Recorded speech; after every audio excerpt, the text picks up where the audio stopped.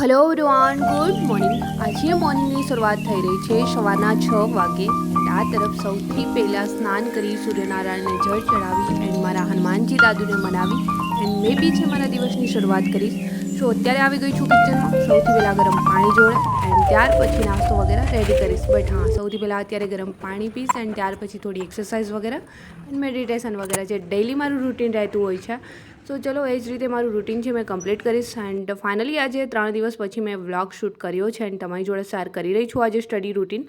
And આ તરફ મેં આ નાનું એવું કુંડું લઈને આવી ગઈ હતી જે કબૂતર મારી બાલ્કનીમાં છે તો એમના માટે પાણી આપવા માટે। એન્ડ પહેલાં તો મેં ઓલરેડી પ્લાસ્ટિકના ડબ્બામાં પાણી અહીંયા મૂકતી હતી બટ મને લાગ્યું કે ગરમ થઈ જતું હશે સો મેં નાનું એવું કુંડું માટીનું લઈને આવી ગઈ જેથી કરીને પાણી છે ઠંડુ રહે। એટલે અહીંયા કબૂતરે ફરી 2 ઈંડા મૂકી દીધા છે, એક બી બચ્ચું એનું બચતું નથી એન્ડ એમને નાસ્તા માટે બી આપી દીધા છે થોડા ચોખા વગેરે। આજે ડાળિયા તો લાવી નથી સો ચલો એમાં જ એમને ચલાવી લેવાનું છે બટ એમને માળામાં જ છે નાસ્તો મળી રહ્યો છે।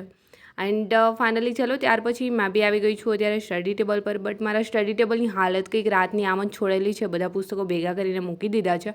ફટાફટથી એમને થોડું ક્લીન કરી નાખું જેથી કરીને રીડિંગ કરવાની થોડી જગ્યા પ્રોપરલી મળી જાય।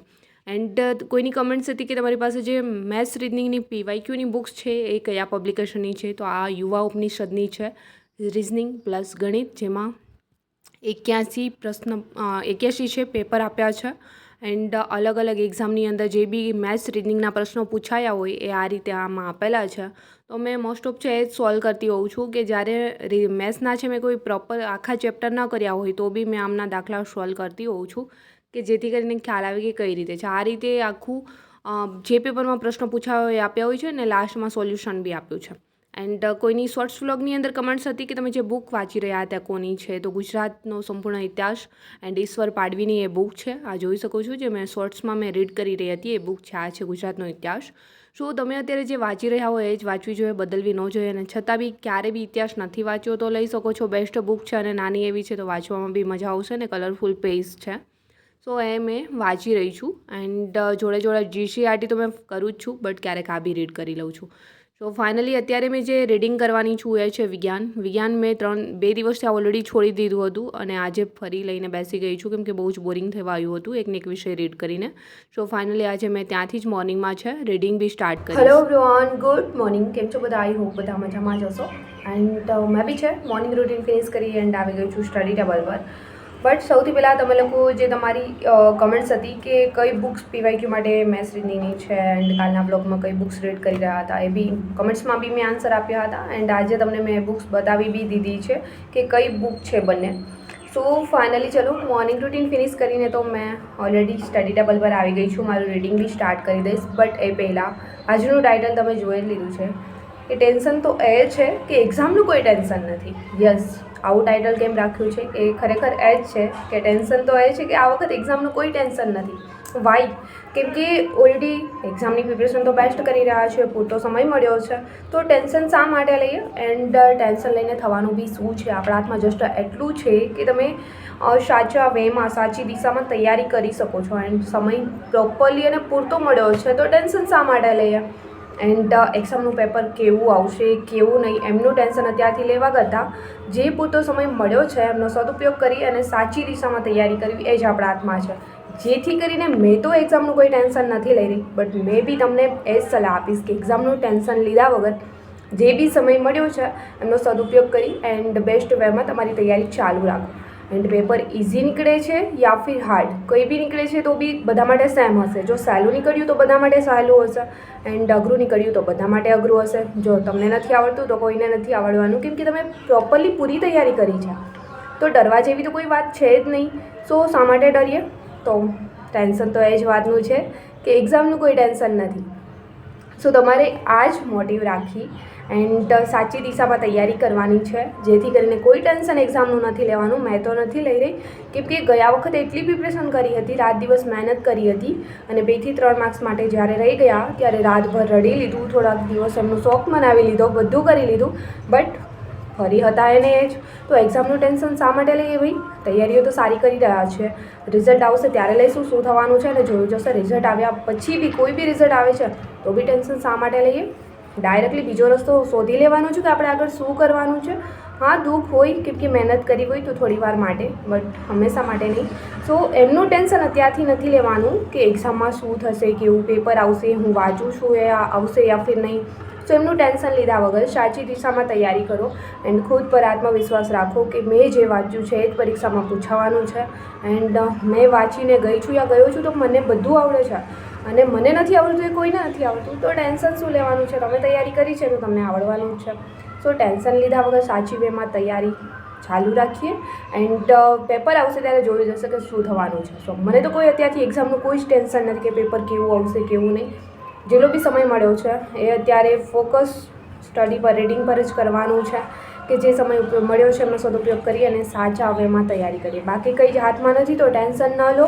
જે લોકો ટેન્શન લઈ રહ્યા હોય કે રીડિંગ નથી થઈ રહ્યું, યાદ નથી રહેતું, ક્યાંથી વાંચું કંઈ સમજાતું નથી, મોર્નિંગમાં સારું વાંચ્યું છે, સાંજે નર્વસનેસ આવી જાય છે કે અત્યારે ચાલુ ક્યાંથી કરું એ ટેન્શન ન હોય, એ બી ટેન્શન હોય. અને જેમ જેમ એક્ઝામ નજીક આવતી જાય છે એમ તો વધારે ટેન્શન હશે ઘણા લોકોને. આટલા દિવસ જ બચ્યા છે, આજથી લઈને તો 53 ડેઝ 53 દિવસ બચ્યા છે હવે. તો 53 દિવસ બી કોઈ ઓછા ન કહેવાય. અત્યાર સુધી જે વાંચ્યું છે એમનું રિવિઝન કરો, વારંવાર રિવિઝન કરો, મોક ટેસ્ટ આપો. કોઈની કમેન્ટ હતી કે મોક ટેસ્ટ કેટલી આપવી જોઈએ, તો મારા માનવા પ્રમાણે ડેઈલી એક મોક ટેસ્ટ આપો જેથી કરીને એક્ઝામ ટાઈમે પેપરનો ડર ન રહે. એન્ડ મને કમેન્ટ્સ કરે છે કે તમારે મોક ટેસ્ટમાં કેટલા માર્ક્સ આવે છે. તો મોક ટેસ્ટ છે મેં અત્યારે આપવાની ચાલુ નથી કરી કેમ કે રિવિઝન થોડું બાકી છે તો મેં પહેલાં કરી લઈશ અને ત્યાર પછી મોક ટેસ્ટ આપીશ જેથી કરીને ફૂલ કોન્ફિડન્સ રહે. મોક ટેસ્ટની અંદર અને ગમે એટલા માર્ક્સ આવે છે તો એમનાથી ડરવાનું નથી. તમે જે મોક ટેસ્ટ આપી રહ્યા છો એમાંથી કોઈ પ્રશ્ન આવે છે નથી આવતો એ પછીની વાત છે અને પ્રોપરલી બેઠું પેપર તો આવવાનું નથી તો ટેન્શન લઈએ કે મારે મોક ટેસ્ટમાં માર્ક્સ ઓછા આવ્યા છે.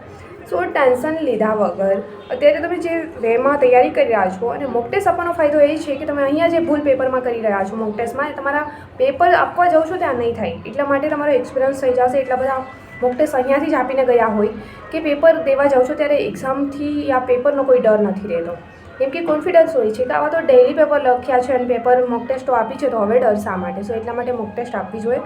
સો ટેન્શન એ વાતનું નહીં લઈએ કે એક્ઝામનું શું થશે, કેવી આવશે, પેપર કેવું આવશે, બટ જે સમય મળ્યો છે એમનો સદુપયોગ કરીએ અને સાચા વેમાં સાચી દિશામાં તૈયારી કરીએ. એન્ડ આજથી ડાયરેક્ટલી મળીશું 53 દિવસ પછી કેમ કે 15 જૂન એક્ઝામ કહ્યું છે તો 53 સમથિંગ દિવસો બચ્યા છે. હવે તો ખાસ વધારે કંઈ છે નહીં. સો જેટલો બી સમય મળ્યો છે મહેનત કરી લઈએ એન્ડ મળીશું ડાયરેક્ટલી એક્ઝામ સેન્ટર પર. સો ચલો મેં બી અત્યારે છે મારું રીડિંગ છે સ્ટાર્ટ કરી દઈશ. વિજ્ઞાનથી કરવાની છું કેમ કે વિજ્ઞાન છે મેં રીડ કરી રહી હતી તો બોરિંગ થઈ રહી હતી તો 2 દિવસ મેં વિજ્ઞાન છોડી દીધું હતું અને આજે ફરી થોડું બાકી છે તો હમણાં ફિનિશ કરીશ કેમ કે જ્યારે તમે એક વિષય વાંચતા હોય ત્યારે બહુ જ બોરિંગ થઈ જવાય ત્યારે એ વિષય છે સાઇડલાઇન કરી દેવો જોઈએ અને ન્યૂ સબ્જેક્ટ છે સ્ટાર્ટ કરવો જોઈએ જેથી કરીને બોરિંગ થયા હોય તો એકને એક વિષય વાંચતા હશો ને તેમાં મન બી નહીં લાગે, યાદ બી નહીં રહે. સો એટલા માટે સબ્જેક્ટ છે 2 દિવસ છોડી દેવાનો અને ન્યૂ સબ્જેક્ટ સ્ટાર્ટ કરી દેવાનો અને ત્યાર પછી જ્યારે એમાંથી થોડા બહાર આવી જાય ત્યારે ફરી છે એ સબ્જેક્ટ લઈ લેવું જોઈએ. મેં બી કંઈક આ જ રીતે અત્યારે કરી રહી છું. સો ચલો અત્યારે મેં બી મારું રીડિંગ છે વિજ્ઞાન જોડે સ્ટાર્ટ કરી દઈશ જેથી થોડું બચ્યું છે ફિનિશ થઈ જાય અને જોડે જોડે એમના MCQ બી. સો ચલો મેં બી મારું રીડિંગ સ્ટાર્ટ કરી દઉં. 4 બી સમય મળે છે ત્યારે તમારી જોડે આગળ બ્લોગમાં મળીશ અને ફાઇનલી આજે 3 દિવસ પછી મેં બ્લોગ શૂટ કરી રહી છું કેમ કે ઈચ્છા જ નથી થતી બ્લોગ શૂટ કરવાની. સો ફાઇનલી આજે તમારી જોડે થોડો સ્ટડી રૂટીન મારું છે શેર કરી દઈશ એન્ડ બ્લોગ બી. સો ચલો અત્યારે મેં બી છે મારું રીડિંગ આ તરફ સ્ટાર્ટ કરી દીધું છે વિજ્ઞાન જોડે. 2 દિવસ ત્યાં છોડી દીધી હતી. આજે ફરી રીડ કરી રહી છું જેથી કરીને બોરિંગ ન થવાય કેમ કે એકને એક વિષય વાંચીને બહુ જ બોરિંગ થઈ જવાતું હોય છે. સો જ્યારે બી મેં બોરિંગ થાઉં છું ત્યારે એ વિષય છોડી અને બીજો વિષય ડાયરેક્ટલી પકડું છું. તો આ રીતે મેં દિવસના 2 થી 3 વિષય રીડ કરતી હોઉં છું એન્ડ બહુ જ વધારે બોરિંગ થાઉં તો લેક્ચર જોતી હોઉં છું એન્ડ વન લાઇનર, MCQ આ રીતે અલગ અલગ રીતે મેં વાંચવાની કોશિશ કરતી હોઉં છું કે જેથી કરીને એકને એક વાંચીને બોરિંગ ન થઈ જવાય એન્ડ વધારે નર્વસનેસ ન થવાય. સો આ રીતે તમે બી જ્યારે બોરિંગ થાવ છો ત્યારે તમારો સબ્જેક્ટ ચેન્જ કરો. બહુ રીડ કરતાં કરતાં તમે બોરિંગ થયા તો વન લાઇનર રીડ કરો, MCQ સોલ્વ કરો. આ રીતે કરવું જોઈએ. મેં કંઈક આ રીતે જ કરતી હોઉં છું ત્યારે મારા જઈને સબ્જેક્ટ પૂરા થાય છે. રીડિંગ કરતાં કરતાં થઈ ગયો તો બપોરનો સમય બટ બપોરના સમયે તમે જોઈ શકો છો રાજકોટની અંદર ભયાનક તડકો છે. બહાર તો જવાય એવું જ નથી. જોકે મારા ફ્લેટની અંદર તો એટલો કોઈ તડકાનો કોઈ અહેસાસ થતો નથી કેમ કે પ્રોપરલી વિન્ડો છે કાચની છે તો બંધ થઈ જાય એટલા માટે. આ તરફ ચલો અત્યારે મેં બી જમી લઈશ કેમ કે બપોરનો સમય થઈ ગયો છે. જમવાનું બી આવી ગયું છે તો મેં બી જમી લઈશ અને ત્યાર પછી ફરી મેં મારું સ્ટડી છે એ કન્ટિન્યુ કરીશ. બટ અત્યારે જે મેં લઈને બેસી ગઈ છું એ બુક છે નીરજ ભરવાડ સરની રિઝનિંગની બુક છે ક્યારની એકને એક બુક વાંચીને મેં બી બોરિંગ થઈ રહી હતી, તો અત્યારે મેં છે થોડું રિઝનિંગ સોલ્વ કરીશ, બટ લાસ્ટ ચેપ્ટર છે જેમાં 27મું એ સોલ્વ કરી રહી છું, વેન આકૃતિ. તો મને પહેલાં આકૃતિઓ કરવી ગમે છે કેમ કે ફટાફટથી ફિનિશ થઈ જાય, પછી આગળ વધીએ તો વાંધો ના આવે. એન્ડ ત્યાર પછી બોરિંગ થાય એટલા માટે મેં કર્યું વારસાનું રિવિઝન. સો ફટાફટથી અત્યારે મેં વારસો રિવાઇઝ કરી લીધો છે આ તરફ. સો હે ગાઈસ, અત્યારે મેં મારું રીડિંગ છે આજે તે કન્ટિન્યુ કરીશ, બટ બ્લોગ છે અહીંયા જ સમાપ્ત કરીશ એન્ડ જલ્દી મળીશું મારા એક બ્લોગ સાથે. બટ હા, આજનો બ્લોગ બી તમને પસંદ આવ્યો હોય તો બ્લોગને લાઇક, કમેન્ટ, શેર, સબસ્ક્રાઈબ જરૂર કરજો એન્ડ જલ્દી મળીશું મારા એક બ્લોગ સાથે. ત્યાં સુધી બાય એન્ડ ટેક કેર.